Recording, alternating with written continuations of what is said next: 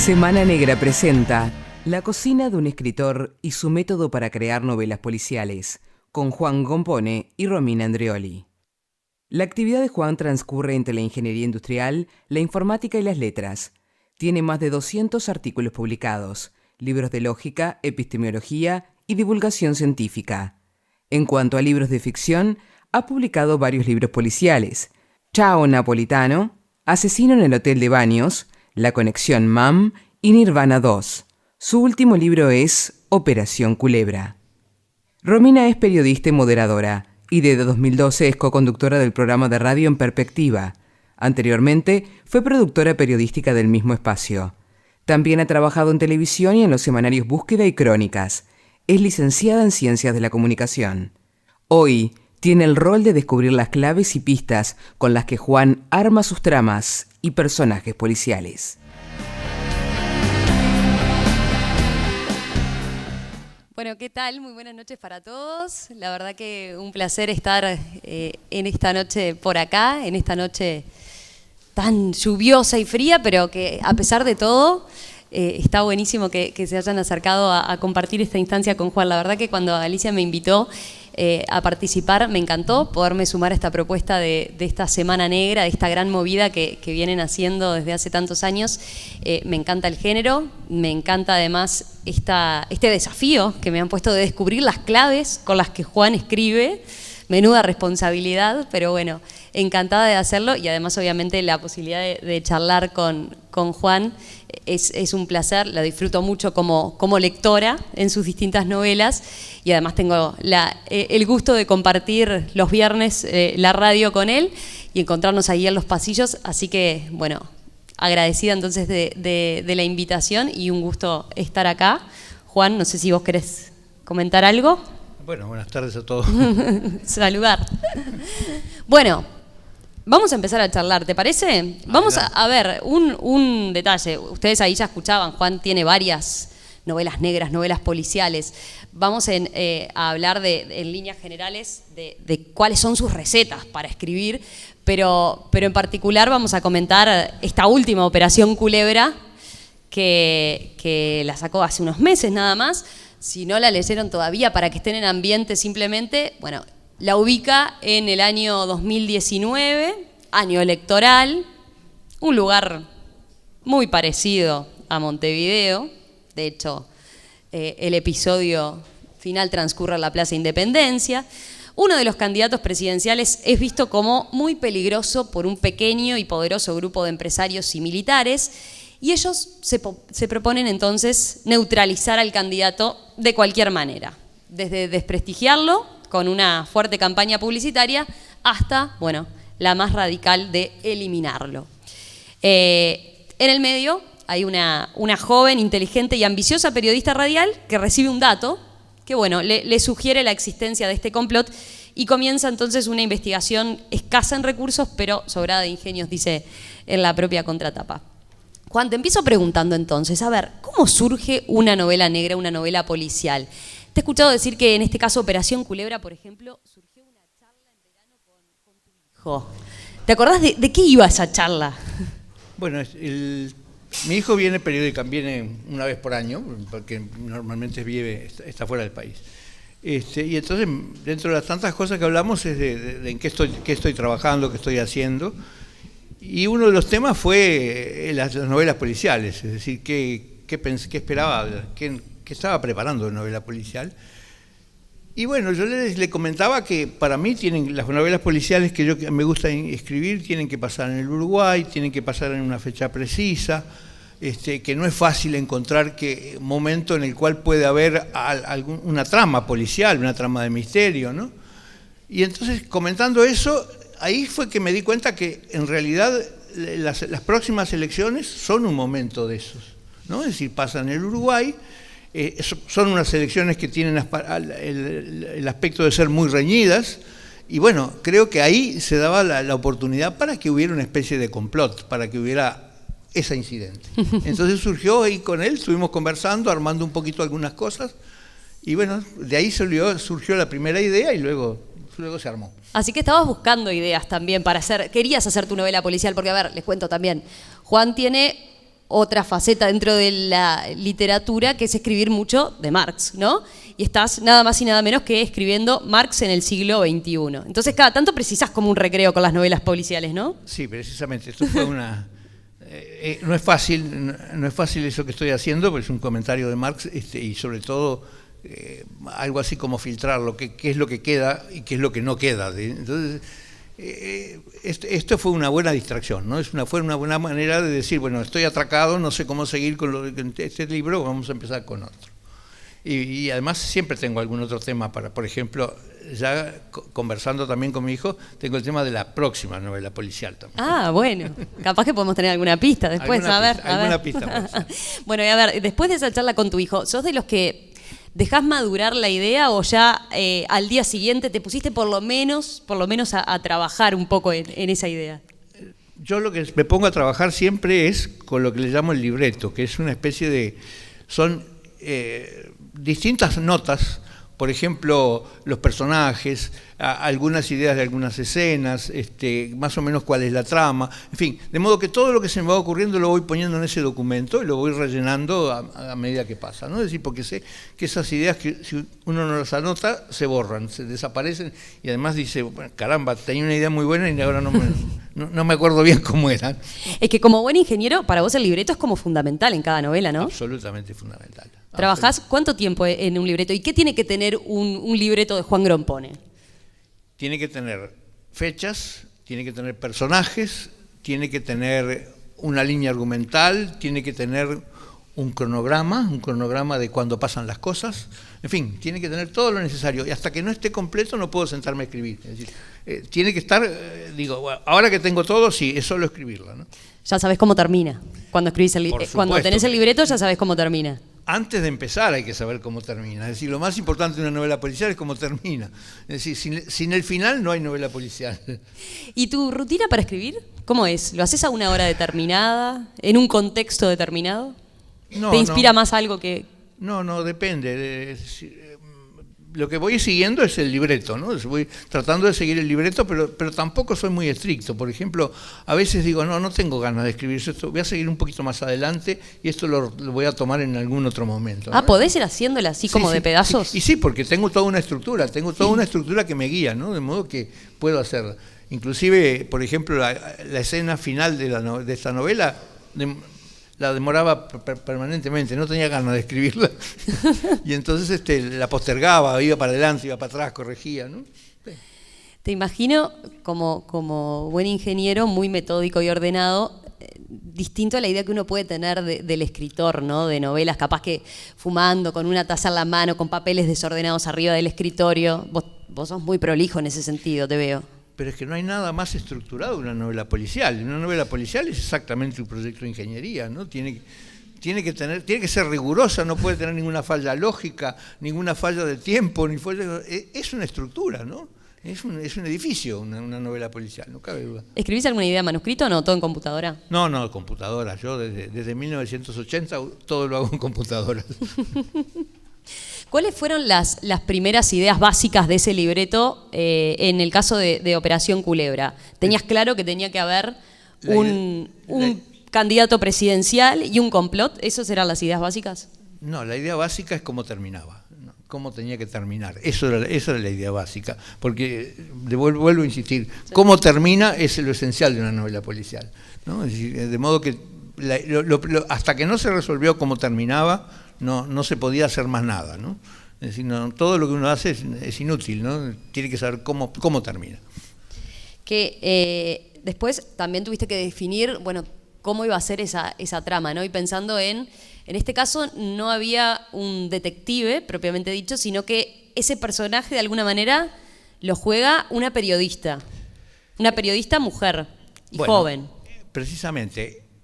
¿Qué es un detective en el Uruguay? Pues eso es un problema serio, porque, en fin, en las novelas, la típica novela negra norteamericana que apareció después de la crisis del 29, entonces tenían dos grandes alternativas. Por empezar, los policías, es decir, una novela policial puede tener un policía como protagonista, también puede tener un detective privado como protagonista, pero en el Uruguay la policía no tiene buena prensa y los detectives privados casi no existen, de modo que elegir el detective es un problema en una novela policial uruguaya.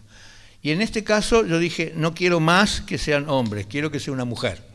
Entonces, ¿cómo puede ser en el Uruguay una mujer detective? Lo más parecido que hay a una mujer detective, a un detective mujer, es una periodista de investigación.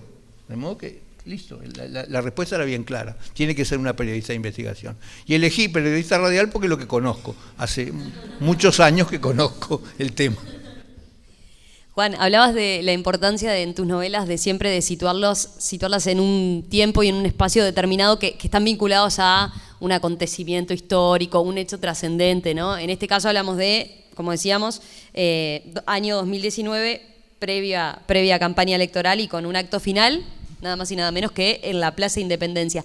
¿Por qué esa importancia, por qué le pones ese acento en vincularlo a un hecho relevante, a un hecho trascendente? Bueno, porque a mí me molesta mucho las novelas policiales que no se sabe en qué fecha pasan. Es decir, por ejemplo, las novelas de Agatha Christie que no se sabe en qué fecha pasan. ¿En qué año pasó Asesinato en el Oriente Express? Para poner una de las más famosas, ¿no? Es decir, es muy difícil. Uno a lo sumo puede darse cuenta en qué fecha acá pasa por lo que hay y por lo que no hay, ¿no? Es decir, claro, ahí no hay teléfonos celulares, por ejemplo. Hay una cantidad de cosas que no hay, entonces uno puede decir, bueno, es por alrededor de los 30, ¿no? Y si quiere ser más preciso hay que fijarse cuando la publicó, por ejemplo. Entonces, pero me molesta que no se sepa cuándo pasó eso. Es decir, por ejemplo, en el caso del asesinato en el Oriente Express tiene que ser posterior al vuelo sobre el Atlántico de Lindbergh, porque precisamente está inspirada en el caso Lindbergh, en el breve Lindbergh, ¿no? Es una reiteración, digamos, de esa historia. Pero esa es la única pista, y en general, en ese caso, es porque uno sospecha que hay un parecido con el caso Lindbergh, pero Agatha Christie no da ninguna pista de qué fecha ocurren las cosas. Y otra razón importante para que uno ponga la fecha es para que no pasen de moda. Es decir, si esto pasa en 2019, va a pasar siempre en 2019. Entonces nunca va a ser antigua, nunca va a haber anacronismos, nunca va a haber tal cosa, porque yo te estoy diciendo, pasa en el 2019. De modo que no me pidas que haya televisión en relieve ni otras cosas que no hay, ¿no? Es decir, se puede leer dentro de 30 años y va a seguir siendo en ese año. Es decir, Asesinato en un hotel de baños pasa en 1905. Y bueno, pasa en 1905 y eso no va a cambiar. 30 años después sigue pasando en la misma fecha. Pero ¿cuánto te complica eso a la hora de escribir? Porque estoy pensando también, eso hace que tengas que ser muy detallista, ¿no? Me consta, por ejemplo, que en Nirvana 2, otra de tus novelas, que se sitúa en el Hotel Nirvana, una vez fuiste con la tertulia de los viernes y tomaste fotografías, parece, de cuánto detalle había en la vuelta, ¿no? Por supuesto. Para no fallar en nada, la verdad, y no dejar eso de que después te digan, pero me parece que ahí, ¿te ha pasado? No solo me ha pasado. Es la diversión favorita de los lectores de mis novelas. Es decir, muy linda tu novela, pero en la página 34 decís tal cosa que está mal. ¿No? Sí, a mí en este caso ya recibí un correo de alguien que me corregía algo que no es un error, es un error voluntario. Es decir, uno de los protagonistas menciona una frase de Casablanca atribuyéndosela a otra película. Pero es precisamente porque la persona es torpe y quiere hacerse el entendido, ¿no? Entonces me dijeron, mirá que te equivocaste, esto no es de Casablanca. Le digo, ya sé que no es de Casablanca, ¿no? Era con intención. Y a ver, pero estoy pensando en Operación Culebra. Te imagino, por ejemplo, ¿cuántas veces subiste al Palacio Salvo para ver la escena? Bueno, lo conozco bastante, sí. Los viernes que te veía mirar para enfrente a la plaza, ¿era por eso? Además se puede visitar el Palacio Salvo. Claro. Hay visitas guiadas, de este modo que está muy bien, ¿no? Se puede. Además, yo he trabajado, además en el Victoria Plaza ahora, en el Radisson, he trabajado del otro lado también de la plaza, en una empresa, así que conozco bien la Plaza Independencia. Te imagino hasta mirando por la mirilla, sí. Sí, perfectamente. Bueno, yendo a los personajes, ¿cómo aparecen las características de los personajes? Bueno, es que parte del diseño, después que uno decidió quién era el detective y quiénes son los que están en su alrededor, tiene que poner características de esos personajes, tiene que caracterizarlos, ¿no? Y entonces en este caso yo me imaginé una periodista que tuvo que abrirse camino en Montevideo, es decir, que no solo por ser mujer, sino además por ser del interior. Y por eso la puse nacida en Tarariras, ¿no? Que es un lugar que me parece fantástico. Contá por qué Tarariras. Tarariras porque fabrican los mejores quesos Colonias del país. Con quesos Colonia que compro sistemáticamente los domingos. En la feria. En la feria. Y en la feria que también aparece. En la feria que también aparece, por supuesto. La feria es un lugar de encuentro fantástico y es algo muy montevideano. Es decir, si hay algo montevideano en este mundo, son las ferias de barrio, ¿no? También la feria de Tristán Narvaja, ni que hablar, ¿no? Vos siempre jugás en las novelas, siempre Juan hace una aclaración, ¿no? Que tiene que ver con, con que la historia relatada en esta novela es ficticia, los personajes también son el resultado de una ficción y alguna coincidencia con personas vivas o muertas es accidental. En este caso, uno puede, o capaz que tenemos eso de uruguayos que buscamos medio de aldeanos, ¿no? Que tiene otro condimento, el ver parecidos en algunos de tus personajes. ¿Va por ahí tu intención? ¿O por qué te inspirás en determinadas personas que nosotros podemos identificar en la novela? Esa declaración que está puesta desde el punto de vista legal, pero es mentira, ¿no? Es absolutamente mentira. Es decir, que hay coincidencias con personas reales. Muchas. Pero precisamente por eso lo desmiento, ¿no?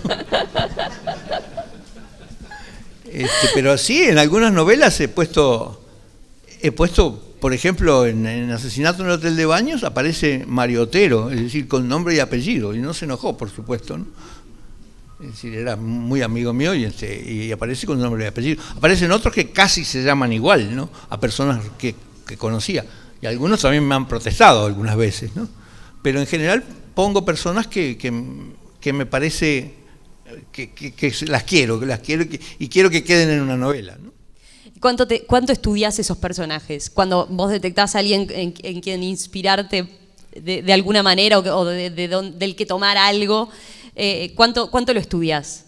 ¿No te juntás con él, no te reunís particularmente o con ella para...? No, si lo elijo es porque le quiero hacer una especie de homenaje que aparezca por ahí y que en general todo lo demás es inventado, ¿no? Es decir, me cuido de que sea todo inventado, ¿no? Así que no averiguo nada. ¿Qué tiene que tener un personaje para generar empatía con el público? Para que el lector se enganche con ese personaje. Si lo supiera haría mejores novelas. Bueno, pero generás la empatía, ni que hablar, que necesaria. Y bueno, yo qué sé, los personajes de las novelas policiales siempre tienen cosas exóticas, ¿no? Es decir, en otra época los detectives se dedicaban a cosas rarísimas, por ejemplo, alguno criaba orquídeas, otro no salía de la casa, Sherlock Holmes era un drogadicto y además tocaba el violín y cuando no tenía otras cosas que hacer, ¿no? En fin, siempre son personajes exóticos, de modo que es bueno que sean personajes inventados con algún rasgo exótico. Por ejemplo, el rasgo exótico de esta detective que yo elegí es que se pasa citando a un tío abuelo, que es su fuente de inspiración, ¿no? Como que permanentemente recurre a cosas que le sugieren o que le dijo su tío abuelo, que es un veterano sabio, que tiene una quesería, por supuesto, porque es de Tarariras, ¿no? Fabrica quesos. ¿Cuánto, volviendo a eso de usar o inspirarte en personas reales y en las que nosotros podemos identificar, este pequeño grupo de conspiradores, ¿cuántos tienen cara? ¿Cuántos? No, en la novela, les cuento para los que no la leyeron, se denominan 1, 2, 3, 4, 5. Pero para Juan Grompone, ¿tienen cara? ¿Todos los identificás con alguien? Tienen alguna cara, sí, pero yo quise ser extraordinariamente cuidadoso porque ahí sí que puede haber una difamación. Por eso dije, no quiero ni siquiera ponerle nombre y apellido, porque quiero que nadie se siente identificado, por eso dije, esto se tiene el número. Es decir, además va bien con unos conspiradores, que entre sí se llamen por un número para tratar de evitar que en las comunicaciones o en las cosas que hacen sean identificados, ¿no? Una conspiración es algo serio, ¿no? Después, ¿cuánto hay de Juan Grompone en esos personajes? Porque, a ver... 120%, ¿no? Yo te iba a decir, en Operación Culebra aparece por lo menos una historiadora y un economista que yo identifiqué y vinculé mucho con ideas tuyas y con conceptos tuyos, ¿no? Sí, claro. Esos personajes no están directamente vinculados con el desenlace de la novela, ¿no? Sino que son dos entrevistados de esta periodista joven que van al programa radial, pero claro, atrapan a la audiencia y sobre todo a la historiadora, ¿no? Derriba mitos sobre determinadas figuras históricas, algo que a Juan cada tanto le gusta hacer. Está también la preocupación del tema económico, o por lo menos la preocupación, el hecho de que la economía determina en gran medida sucesos históricos. Está también planteado hasta aspectos como la carne sintética, de la que vos cada tanto hablás y haces referencia. ¿Cuánto y por qué elegís entonces meter tu voz de esa manera? Bueno, porque como dice uno de los, creo que lo dice ahí en esa novela, el protagonista, la persona que habla de la carne sintética, dice, miren que en el 2030 la carne sintética va a costar lo mismo que la natural. Es decir, este país tiene que despertarse, es decir, eso va a pasar, ¿no? Entonces creo que no hay que perder ninguna oportunidad para decirlo. Es decir, ahora se lo digo a ustedes, miren que de acuerdo a estimaciones razonables, la carne sintética va a costar en el 2030 lo mismo que la carne natural. Y para el 2030 faltan 12 años, nada, ¿no?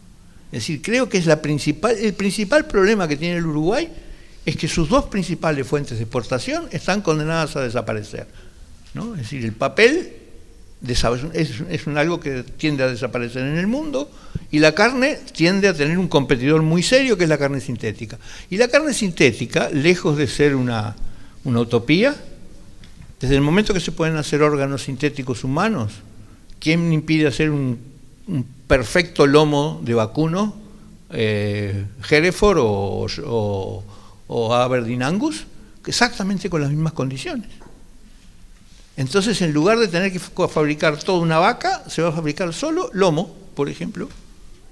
Es decir, creo que hay me siento la responsabilidad de decir, hay que pensar en ese tema. Entonces está puesto por eso. Es decir, por eso va en la esas advertencias están puestas ahí, porque no quiero perder la oportunidad para advertir de que eso está pasando.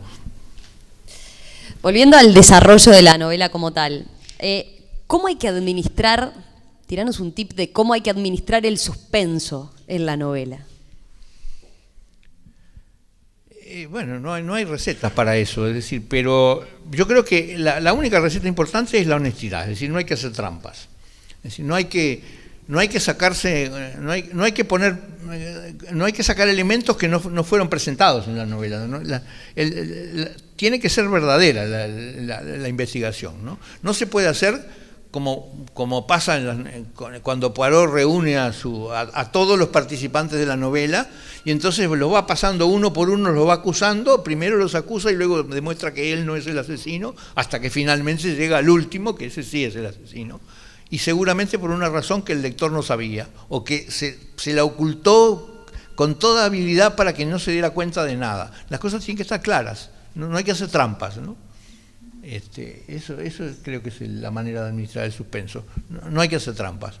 Y respecto a los mensajes, te he escuchado decir en alguna oportunidad que vos buscás transmitir un mensaje en tus novelas, alguno más explícito, a veces más explícito, a veces menos explícito. En este caso, ¿cuál dirías que es el mensaje? A ver, yo me anoté algunos. A ver. Dejar de manifiesto que los candidatos son vulnerables a un ataque de este tipo en las próximas elecciones. Dejar de manifiesto, bueno, que Mujica va a ser candidato. Que hay gente que realmente en el Uruguay de hoy es capaz de pensar una cosa así. Bueno, hay sicarios, ¿no? Cada vez hay más. Entonces, ¿por qué no va a haber mejor dicho, yo estoy absolutamente convencido que en el pasado cercano hubo asesinatos políticos. Hubo. ¿Por qué no puede seguir habiendo? ¿No? Es decir, no es una cosa tan rara. Por supuesto, en el pasado lejano hubo un presidente que fue asesinado, ¿no? Es decir, de modo que no estamos tan lejos de eso. Es decir, no, el siglo XX hubo un presidente asesinado, ¿no? De modo que yo creo que también hay que pensar, no estamos librados de eso. Sicarios, además, son muy fáciles de conseguir. En la novela se busca un sicario extranjero, ¿no? Es decir, un brasileño. Un brasileño, sí, exactamente. Y que es lo más fácil, es decir, eso existe. Si tenemos duda de que se puede conseguir un sicario uruguayo, no creo que nadie puede tener una duda de que se consiga un sicario brasileño, ¿no? Así que... ¿Pero ese era el mensaje? ¿Lo interpreté bien o no, por dónde iba el mensaje? Es un posible mensaje. Es un posible mensaje. No estamos librados. A como va el aumento de la violencia en este país, no estamos librados de eso. Eso podría pasar, ¿no? Pero yo creo que para mí me parece que los mensajes son los que dan esos entrevistados que no tienen que ver con la novela. Es decir, la carne sintética, miren que los héroes, las figuras de la historia no son tan puras y perfectas como aparecen, ¿no? En fin, esos son los mensajes, ¿no? Creo que eso es más bien. Yendo a cómo corregís la historia, cómo corregís la novela, cuando la terminás de escribir, ¿cómo es ese minuto después cuando apretás guardar? A ver, ¿quiénes son los primeros en leer tu novela y con quién haces ese primer test, esa primera prueba de público? Bueno, sí, es muy importante esa primera prueba, pero primero, corregirla es un trabajo dificilísimo. Es decir, yo estoy absolutamente convencido que cuando la abandoné, es decir, Borges decía que los libros no se terminan, sino que se abandonan. Cuando uno abandona la corrección, yo estoy seguro que hay por lo menos un error por página, ¿no? Es decir, estoy absolutamente seguro de eso. Luego pasan por los correctores de las editoriales, con los cuales me peleo muchísimo, porque me quieren corregir cosas que no son errores, ¿no? Yo quiero que me corrijan los errores, no que me corrijan, no que me cambien el texto. Bueno, entonces esas son etapas muy angustiantes de la corrección. Y los primeros lectores los elijo por gente que de alguna manera participó. Por ejemplo, mi hijo fue uno de los primeros lectores, ¿no? Creo que casi el único, porque había urgencia por que entrara en imprenta. Canalda me presionaba para que se la entregara, de modo que... Sos igual de escribir rápido. ¿Cuánto te llevó esta novela? ¿2 meses? Sí, más o menos 2 meses, sí. Pero es corta, es una novela Es una novela corta, pero igual, ¿no? No, pero lo que pasa es que lo esencial es que uno tiene que saber del principio al fin antes de escribir la primera página, ¿no? Y cuando te hacen correcciones, o bueno, en el caso de los correctores nos dirás ahora, pero tu hijo te hizo algún comentario, ¿sos de cambiar, sí, de reconsiderar, de decir, mira, esto no se me había ocurrido? Me hizo muchas correcciones, de las cuales algunas les hice caso, otras no. Sí, por ejemplo, una de las cosas, me quería corregir la escena de la feria, y esa no la acepté, la corrección. La escena de la feria, contémosle al público, es cuando aparece quien tiene el dato que le da a la periodista de averiguar porque hay un posible complot, ¿no? Sí, me muero de intriga por saber qué es lo que te quiso corregir y qué no aceptaste. ¿Qué quería ponerle? Él quería que en realidad no le pusieran un papelito en el bolsillo y no hablara ese personaje. No hablara, y no sé, así que pasara de largo y le pasara un papelito en el bolsillo y de que ella lo descubriera después, ¿no? Y a mí no me gustaba esa manera. Me gustaba que hubiera presencia, ¿no? Que hubiera presencia y que aumentara, que fuera una persona real y que eso le sirviera de incentivo para investigar, ¿no? Así que no le acepté ese cambio. Y algún otro sí que también lo acepté, ¿no? ¿Sí? ¿Cuál le aceptaste? Por ejemplo, me pidió que cambiara el nombre de uno de los personajes. Que me dijo, no, este nombre, no podés poner esto. No podés poner este nombre porque no. No. Que eras muy asociado a una persona. Ahí está, sí. Exactamente. ¿Cuál? No vas a decir. No. Bueno, Juan, hablando de planes, ya nos dijiste, estás pensando en otra próxima novela policial. Sí. ¿Qué nos podés contar? A ver, a vos no te gusta contar mucho, pero algo, una pista. Es una novela uruguaya que pasa en Suecia. ¿Mirá? Sí, inclusive hasta tiene algún título provisorio que se llamaría algo así como La cuarta muerte de Palme. Tiene que ver con la muerte de Palme. Es decir, esa novela pasa, ya sé la fecha, en 1996, hace año preciso, ¿no? Y tiene que ver con el grupo de investigadores cuando a Palme lo asesinaron 10 años antes, lo asesinaron en el 86. Entonces se formó inmediatamente un grupo de investigadores aficionados en Suecia, que, bueno, porque Palme era una persona muy apreciada, muy querida, y fue muy brutal lo del asesinato de Palme. Y dentro de esos investigadores está un sobrino mío y algunos otros tupamaros que estaban en Suecia, ¿no? De modo que precisamente la conexión uruguaya son los tupamaros suecos que formaron parte del grupo de investigadores del caso Palme. Entonces eso precisamente da un motivo para escribir una hermosa novela, porque además el caso Palme sigue es un caso abierto. Es decir, Suecia no ha resuelto acusar a nadie, es decir, acusó a uno, lo metió preso y después demostraron que era inocente y lo tuvieron que soltar. Es decir, el asesino de Palme, él o los asesinos de Palme no han sido identificados nunca. De modo que ese es un hermoso tema para la novela. ¿Para cuándo? No, todavía... ¿No? Todavía estoy armando escenas que todavía me faltan cosas, Y si bien ya sé cómo termina... Y eso te va a implicar bastante investigación, ¿no? También de vuelta, ¿no? Recurrir en este caso al hecho real. La Operación Culebra era, bueno, lo que vos te imaginabas el año que viene. Acá estamos yendo para atrás, como hiciste en otras novelas, sí. y en base a un hecho real. Lo que pasa es que precisamente con mi sobrino, ese sobrino que participó en el grupo de investigación, habíamos empezado a juntar materiales para escribir una novela sobre Palme, sobre la muerte de Palme. De modo que hace por lo menos 10 años que estoy juntando materiales sobre el tema. Lo tenés ya estudiado. Sí, pero todavía me faltan cosas. Y en alguna oportunidad hace años, cuando con la tertulia participaron justamente a propósito de la Semana Negra, en un evento en La Floresta, sí. una charla en La Floresta. Fue la primera Semana Negra. Fue la primera Semana Negra, con la que inauguraron. No recordaba que era la primera, sabía que fue allá por el 2012, ¿no? Ahí, en esa oportunidad en La Floresta, tú charlando dijiste, bueno, hablabas del futuro que tiene la novela negra, la novela policial, por el lado de los textos digitales. Sí.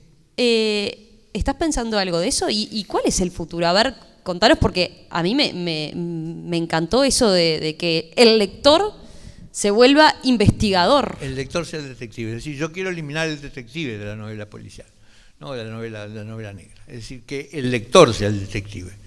Y eso se puede hacer en un texto electrónico. Por la simple manera en que el lector tiene que ir investigando. Es decir, el lector va leyendo el texto y va encontrando cosas que le llaman la atención, ¿no? Entonces él tiene que insistir, tiene que buscar vínculos, hipervínculos ahí en ese texto para que se le amplíe. Es decir, el símil de investigar es decir, acá hay un hipertexto, acá hay un hipervínculo que me da algo y entonces le aparece una cosa nueva. Entonces, los hipervínculos tienen que estar diseminados a lo largo de todo el texto. Y entonces, según lo que haya descubierto el lector, será el final. Es decir, que además esa novela tiene posibles varios finales. Varios finales. ¿No? Es difícil, pero yo escribí una que está en internet, una novela, no un cuento. Y es un cuento que tiene se cometen todos los pecados posibles. Es un cuento de Sherlock Holmes, Watson y la señora, la ama de casa, y es un cuento que tiene 4 finales. Sí, según las pistas que descubran, se llegan a 4 finales distintos, ¿no? Y bueno, precisamente una de las cosas que uno tiene que pensar, piensen nuevamente en Asesinato en el Oriente Express. El Asesinato en el Oriente Express, no creo que si yo cuento el final no cometo ningún pecado, todo el mundo la conoce. Básicamente lo curioso del asesinato en el Oriente Express es que hay 12 asesinos, es decir, que es una conspiración, todos los que están ahí presentes son conspiradores para vengar la muerte del bebé Lindbergh, ¿no? del asesinato del bebé Lindbergh, para decirlo en términos conocidos. Y precisamente Poirot va encontrando pistas de cada uno, por qué cada uno de ellos está involucrado. Entonces, imaginémonos la versión electrónica de eso.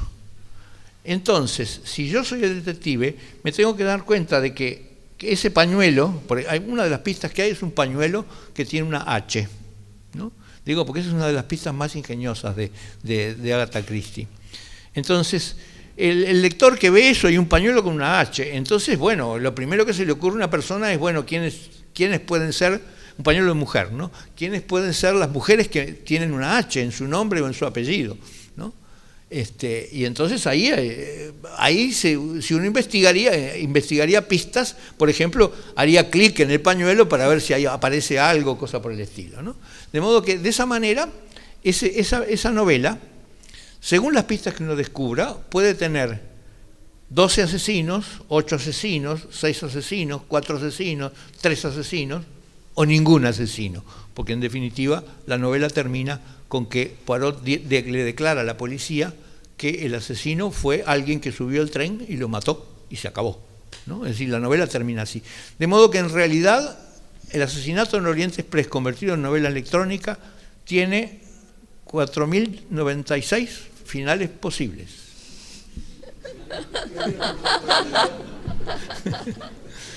Es decir, si lo hacemos así. Y más, por supuesto, el pañuelo con la H, además está decirlo que es una trampa típica de Agatha Christie, porque no es una H, sino que es una H cirílica y por lo tanto es una N, ¿no? De modo que, así que el lector tiene que ser muy astuto para llegar a pensar que eso no es una letra latina, sino una letra cirílica, ¿no? Bueno, ¿y se viene alguna novela digital? No. No, por ahora no. Por ahora no. Porque